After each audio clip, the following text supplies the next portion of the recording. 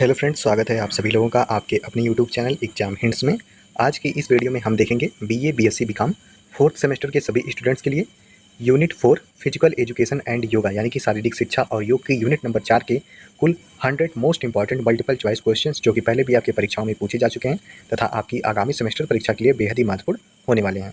तो अगर आप हमारे चैनल पर फर्स्ट टाइम विजिट कर रहे हैं और अगर अभी तक आपने हमारे चैनल को सब्सक्राइब नहीं किया है तो चैनल को जरूर से जरूर सब्सक्राइब कर लें तथा बेल आइकन को प्रेस करना ना भूलें। तो चलिए आज की इस वीडियो को बिना किसी देरी के शुरू करते हैं।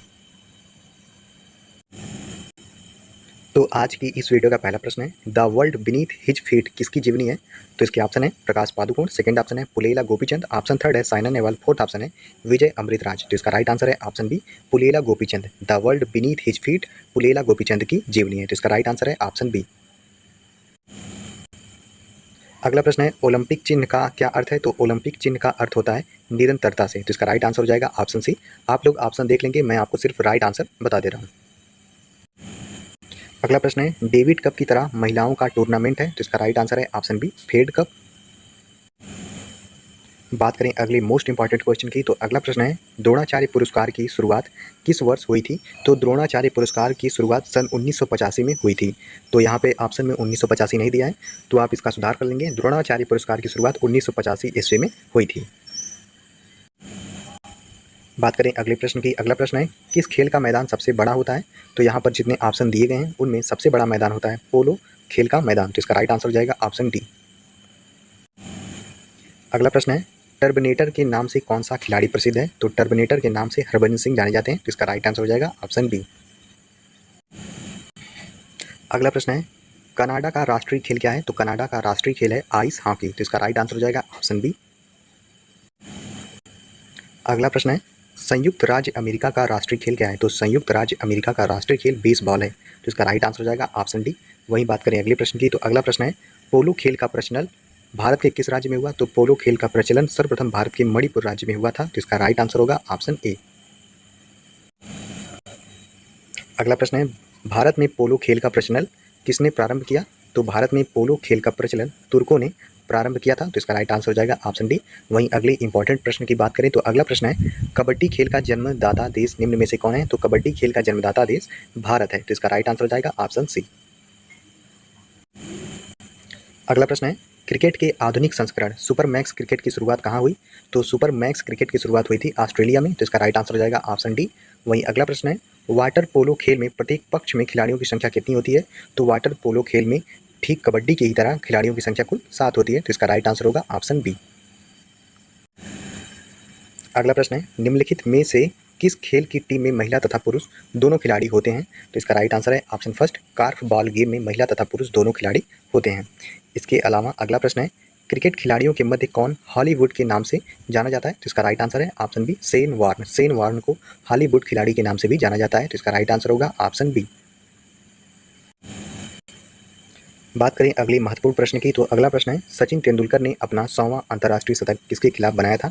तो 100वां अंतर्राष्ट्रीय शतक सचिन तेंदुलकर ने बांग्लादेश टीम के विरुद्ध बनाया था। तो इसका राइट आंसर है ऑप्शन बी बांग्लादेश। वहीं अगला प्रश्न है, एग्रीकल्चर शॉट किस खेल से संबंधित है? तो एग्रीकल्चर शॉट क्रिकेट से संबंधित है। तो इसका राइट आंसर है ऑप्शन डी। अगला महत्वपूर्ण प्रश्न है, पहला भारतीय ओलंपिक प्रतिभागी नॉर्मन ग्रिजार्ड ने किस वर्ष भाग लिया था? तो जो पहले भारतीय ओलंपिक प्रतिभागी थे वे थे नॉर्मन ग्रिजार्ड। उन्होंने सन 1900 ईस्वी में प्रतिभाग लिया था ओलंपिक्स में। तो इसका राइट आंसर होगा ऑप्शन फर्स्ट। अगला इंपॉर्टेंट प्रश्न है, ओलंपिक खेल समारोह में शुभंकर की परंपरा किस वर्ष शुरू हुआ? तो इसका राइट आंसर है 1968 में शुभंकर की परंपरा ओलंपिक में आरंभ हुई थी। तो इसका राइट आंसर है ऑप्शन डी। अगला प्रश्न है, प्रथम युवा ओलंपिक खेलों का आयोजन सिंगापुर में कब किया गया था? तो प्रथम युवा ओलंपिक खेलों का आयोजन सिंगापुर में 2010 में किया गया था। इसके अलावा अगला इंपॉर्टेंट प्रश्न है, अर्जुन पुरस्कार किस क्षेत्र में उत्कृष्टता के लिए प्रदान किए जाते हैं? तो इसका राइट आंसर है ऑप्शन नंबर बी खेलकूद में अर्जुन पुरस्कार दिए जाते हैं। तो इसका राइट आंसर हो जाएगा ऑप्शन बी। अगला प्रश्न है, DCM ट्रॉफी का संबंध किस खेल से है? तो DCM ट्रॉफी का संबंध फुटबॉल से है। तो इसका राइट आंसर है ऑप्शन बी। वहीं अगला प्रश्न है, अर्जुन पुरस्कार का प्रारंभ कब हुआ था? तो यह आपका इंपॉर्टेंट प्रश्न है। तो इसका राइट आंसर है ऑप्शन नंबर फर्स्ट 1961 में अर्जुन पुरस्कार प्रारंभ हुआ था। तो इसका राइट आंसर हो जाएगा ऑप्शन फर्स्ट। अगला प्रश्न है स्पर्श रेखा किस खेल से संबंधित है? तो स्पर्श रेखा कबड्डी खेल से संबंधित है, तो इसका राइट आंसर होगा ऑप्शन डी। वहीं बात करें अगले प्रश्न की, अगला प्रश्न है 3 सेकंड्स किस खेल से संबंधित है? तो 3 सेकंड्स बास्केटबॉल खेल से संबंधित है, तो इसका राइट आंसर है ऑप्शन बी। बात करें अगले प्रश्न की, अगला प्रश्न है अपर कट किस खेल से संबंधित है?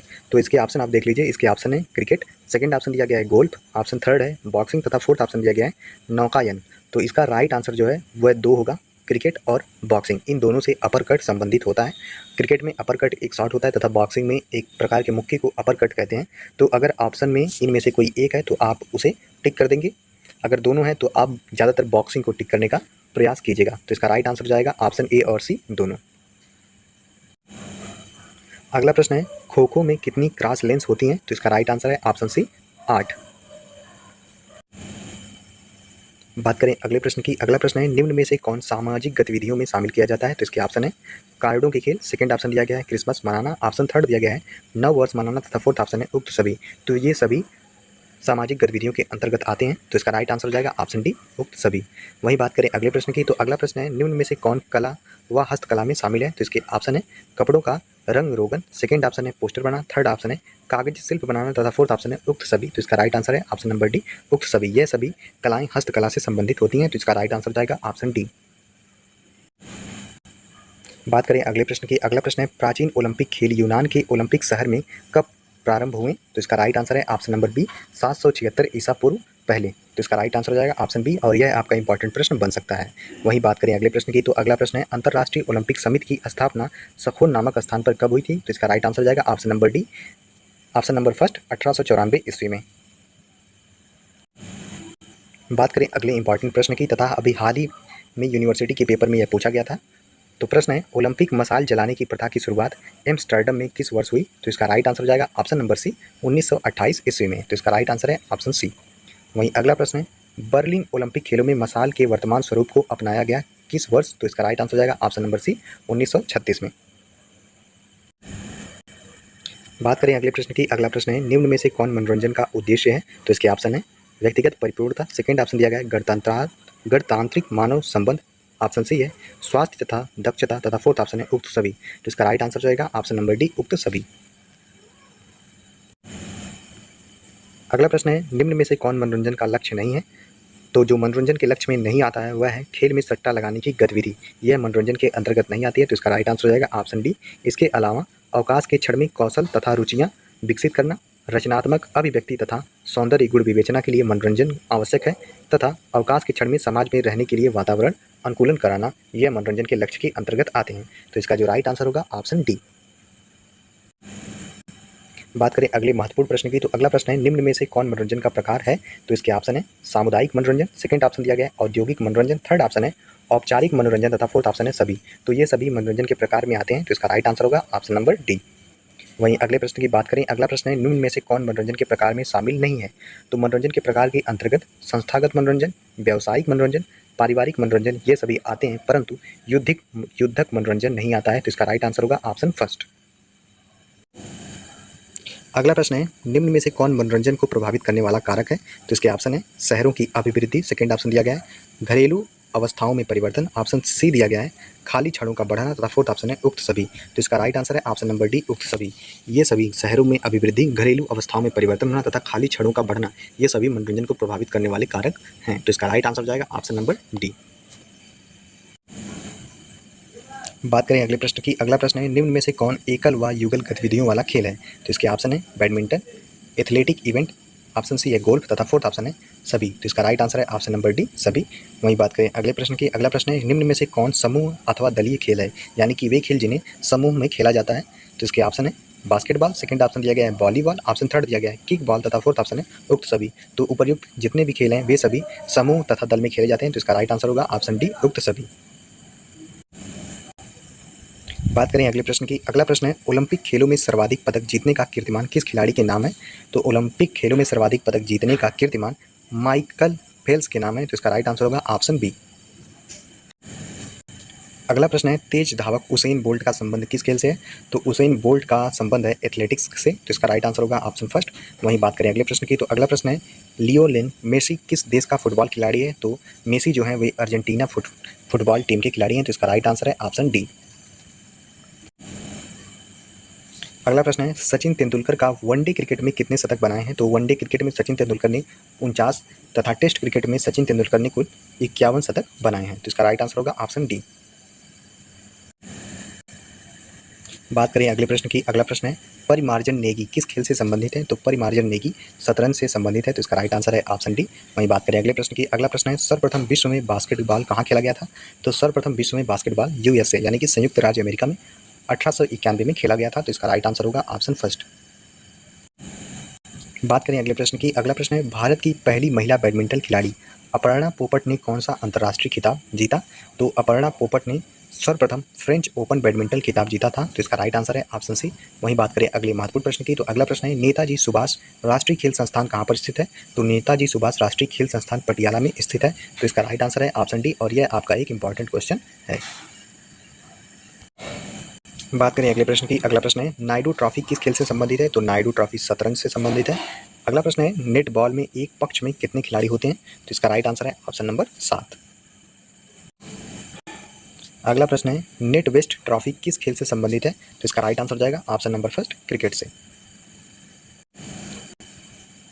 अगला प्रश्न है, टेस्ट क्रिकेट में सबसे ज़्यादा 600 विकेट लेने वाले भारतीय गेंदबाज कौन है? तो इसका राइट आंसर हो जाएगा option number D, Anil Kumble. वहीं अगला प्रश्न है, डिग पास किस खेल से संबंध शब्द है? तो डिग पास वॉलीबॉल से संबंध है, तो इसका राइट आंसर है ऑप्शन बी। अगला प्रश्न है, डोनाल्ड ब्रैडमैन किस खेल से संबंध महान खिलाड़ी थे? तो इसका राइट आंसर है ऑप्शन नंबर बी, क्रिकेट से। अगला प्रश्न है, टेनिस में लव का क्या आशय है? तो टेनिस में लव का आशय होता है कि स्कोर 0 है, तो इसका राइट आंसर है ऑप्शन फर्स्ट। वहीं अगला प्रश्न है, टेबल टेनिस विश्व में सबसे पहले कहाँ खेला गया था?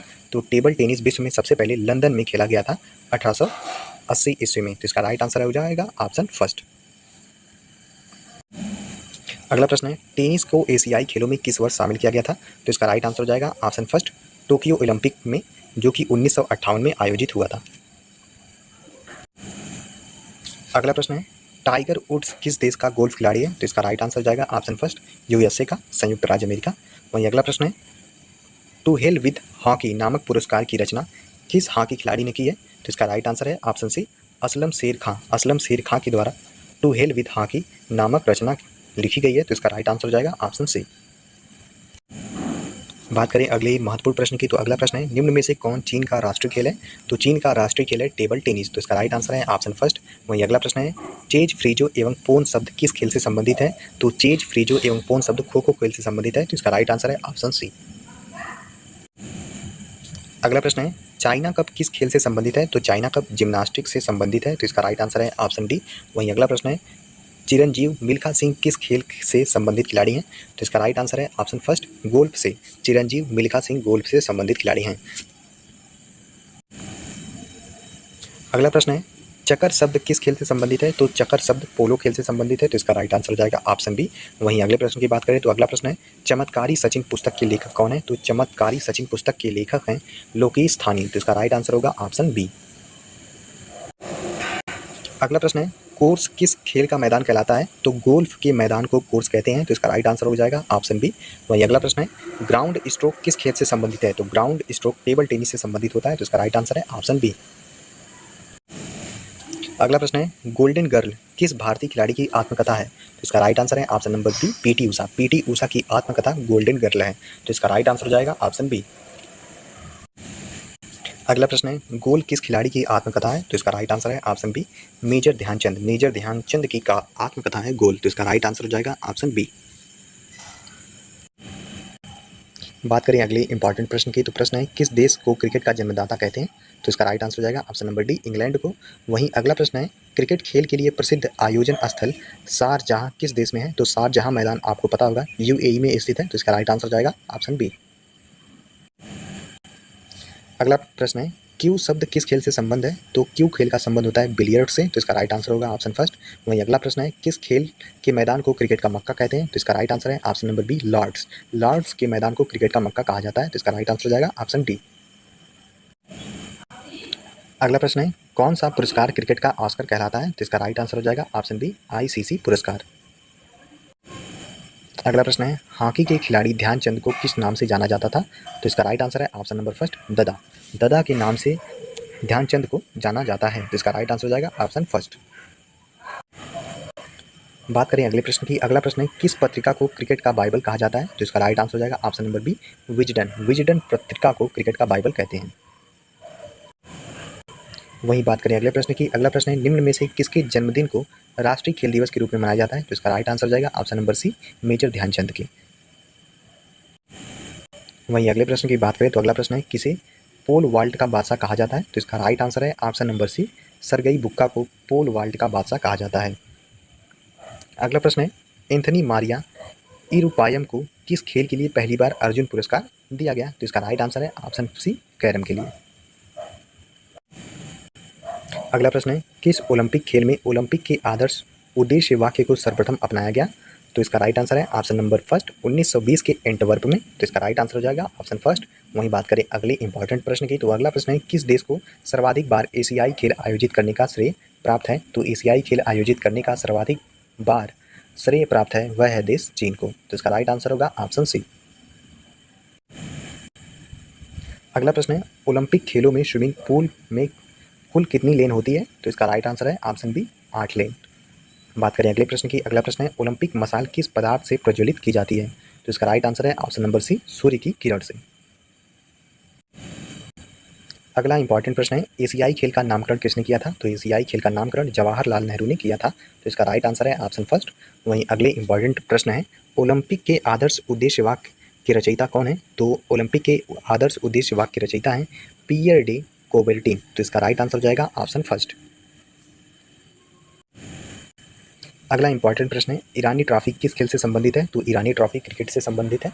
तो राइट आंसर सी। वहीं अगला प्रश्न है, उधम सिंह किस खेल से संबंध थे? तो उधम सिंह हॉकी से संबंधित थे। तो इसका राइट आंसर हो जाएगा ऑप्शन बी। अगला प्रश्न है, इंदिरा गांधी कप किस खेल से संबंधित है? तो इंदिरा गांधी कप मुक्केबाजी से संबंधित है। तो राइट आंसर हो जाएगा ऑप्शन फर्स्ट। बात करें अगले प्रश्न की। अगला प्रश्न है, आधुनिक ओलंपिक खेलों का जनक किसे कहते हैं? तो इसका राइट आंसर है option number first, Pierre de कॉर्बिटी को आधुनिक ओलंपिक खेलों का जनक कहा जाता है। तो इसका राइट आंसर हो जाएगा ऑप्शन फर्स्ट। वहीं बात करें आज की इस वीडियो के आखिरी प्रश्न की, तो आखिरी प्रश्न है, आधुनिक ओलंपिक खेलों का प्रारंभ किस वर्ष हुआ था? तो इसका राइट आंसर है ऑप्शन नंबर फर्स्ट, 1896 ईस्वी में आधुनिक ओलंपिक खेलों का प्रारंभ हुआ था। तो इसका राइट आंसर है ऑप्शन फर्स्ट।